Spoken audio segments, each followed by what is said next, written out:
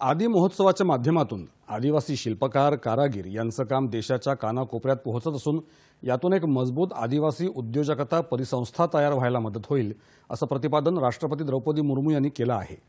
नवी दिल्लीत आयोजित आदी महोत्सव 2025चं आज राष्ट्रपती द्रौपदी मुर्मू यांच्या हस्ते उद्घाटन झालं, त्यावेळी त्या बोलत होत्या। गेल्या 10 वर्षात आदिवासी समुदायाच्या समग्र विकासासाठी अनेक महत्त्वपूर्ण निर्णय घेण्यात आले। त्याचबरोबर आदिवासी समुदायाच्या विकासासाठी अर्थसंकल्पात अनेक तरतुदी देखील करण्यात आल्याचं राष्ट्रपतींनी सांगितलं।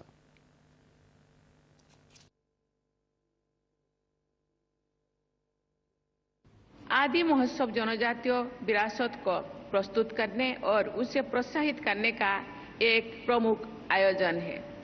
ऐसे उत्सव जनजातीय समाज के उद्यमियों, शिल्पकारों और कलाकारों को मार्केट से जुड़ने का बहुत अच्छा अवसर प्रदान करते हैं। मैं आशा करती हूं कि ऐसे प्रयासों से एक मजबूत ट्राइबल एंटरप्रेन्योरशिप इकोसिस्टम विकसित किया जाएगा।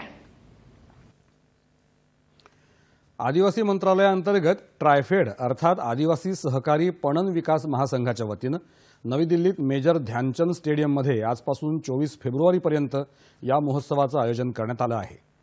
भारतातल्या आदिवासी समुदायांची संस्कृती, जीवनशैली, वारसा आणि आर्थिक सक्षमता अधोरेखित करण्यासाठी हा महोत्सव होत आहे।